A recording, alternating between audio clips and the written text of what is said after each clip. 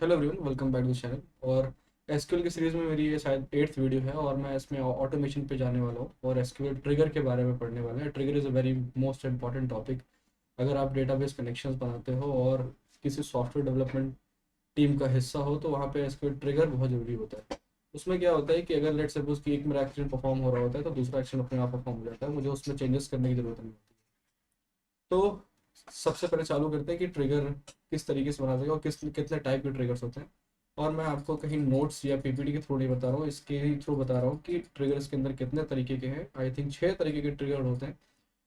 इसके अंदर मैं ऑल्टर टेबल पे क्लिक करता हूँ। ऑल्टर टेबल पे क्लिक करने के बाद कुछ इस तरीके से मेरे पास विंडो खुल के आती है और मैं ट्रिगर्स पे जाता हूँ। ट्रिगर्स पे जाने के बाद टोटल मेरे पास before insert, after insert, before update, after update, before delete और आफ्टर डिलीट, ये 6 तरीके के ट्रिगर होते हैं। और मैंने इसमें पहले से ट्रिगर कुछ बना रखा है, मैं उसको अभी अभी फिलहाल के लिए मैं उसको डिलीट कर देता हूँ और इसको भी डिलीट कर देता हूँ और अभी बिल्कुल फ्रेश है, मेरे पास कोई ट्रिगर नहीं है इस टाइम। एंड मैंने एक टेबल बना रखी है, एक डेटाबेस बना रखा है यूज ट्रिगर्स नाम से, और मैं इस डेटाबेस को एक्सेस कर लेता हूँ। इसके अंदर ही मेरे पास 2 टेबल है और 2 टेबल्स हैं, और फिलहाल के लिए मैं ड्रॉप टेबल स्टूडेंट भी कर देता हूँ ताकि मुझे अभी बिल्कुल फ्रेश है मुझे बताना है। ओके, और ड्रॉप टेबल में टीचर भी कर देता हूँ। तो सबसे पहले टेबल बनाते हैं और टेबल मैंने कुछ इस तरीके से बना रखी है। क्रिएट टेबल आईडी, एक कॉलम मेरे पास नेम है, एक कॉलम आईडी है, and Hindi marks, English marks and math marks and percentage है। और परसेंटेज मैंने डिफॉल्ट बाय डिफॉल्ट 0 रखा है, बार बार मुझे कैलकुलेट करना पड़ेगा परसेंटेज निकालने के लिए इन तीनों मार्क्स का जितने भी नंबर आएंगे।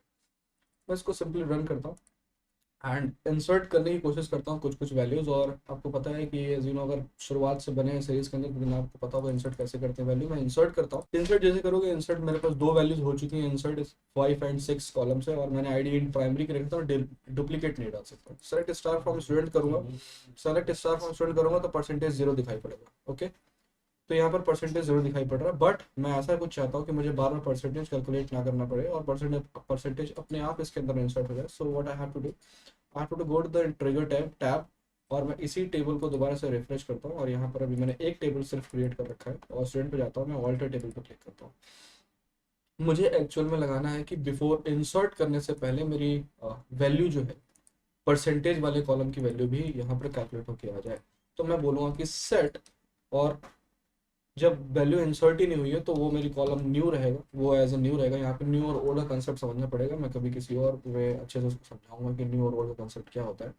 तो न्यू, अभी जब कोई वैल्यू आई नहीं है तो वो वैल्यू भी न्यू है मेरे लिए, तो न्यू बोलूंगा। और उसके बाद परसेंटेज कॉलम के अंदर और कुछ सिंटेक्स कुछ इस तरीके से दिखाई पड़ता है, क्रिएट डिफाइन क्रिएट, ये बाय डिफॉल्ट आता है। और before insert on student table के आप एक ट्रिगर बना रहे हो फॉर ईच रो, हर रोज के लिए बना रहे हो। इसका मतलब ये बिगिन एंड एंड, जो भी आप क्वेरी लिखने वाले होगे इसके अंदर लिखने वाले, जो भी ट्रिगर पॉइंट आप लिखने वाले होगे वो इसके अंदर बिगिन और एंड के बीच में लिखोगे आप।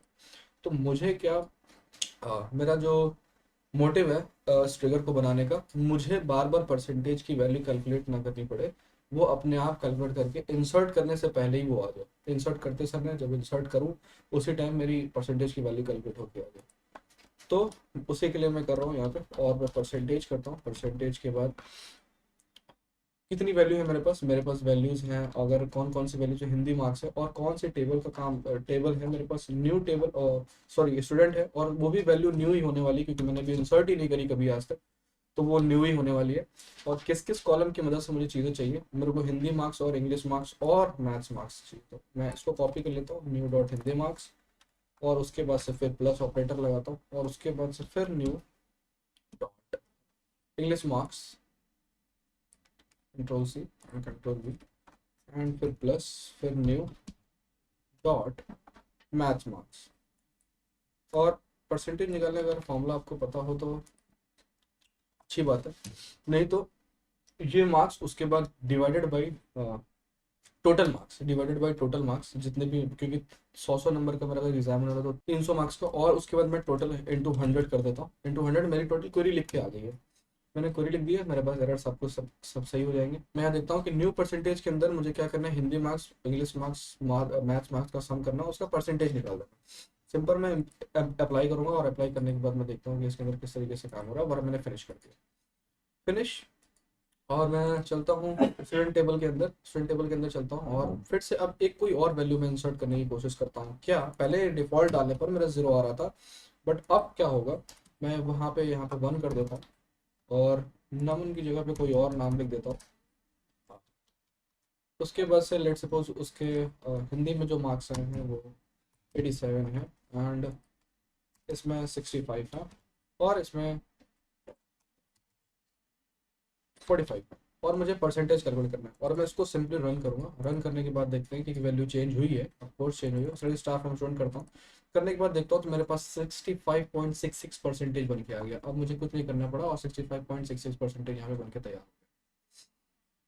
तो कुछ इस तरीके से आप ट्रिगर का यूज़ करके, अब आप कितनी भी वैल्यू उसके अंदर डालो, मैं लेट सपोज कोई और वैल्यू डालने की कोशिश करता हूँ, इसी तरह की कोई वैल्यू, सिर्फ मैं आईडी चेंज करूँगा बिकॉज उसकी प्राइमरी की जो है वही अलग है, बाकी तो प्राइमरी की मैं डुप्लीकेट नहीं, बाकी सब चीज़ें डुप्लीकेट रख सकता हूँ। तो मैं बोला कि यहाँ पर 4 है, क्योंकि 4 भी पहले से अवेलेबल नहीं है, और मैं इसके अंदर देखता हूँ। तो जैसे रन करूँगा तो आप यहाँ पर देख पाओगे, और सारे स्टार फ्रॉम स्टूडेंट करोगे, रन करके देखोगे तो यहाँ पर इसका भी परसेंटेज करोगे 90 क्योंकि तीनों में 90 मार्क्स है, तो ऑब्वियसली 90 मार्क्स आएंगे। तो ये बिफोर इंसर्ट ट्रिगर मैंने यूज़ किया, इंसर्ट करने से पहले इसने परसेंटेज की वैल्यू कैलकुलेट कर दिया और उसके बाद से यहाँ पर वैल्यू शो करना चालू कर दी।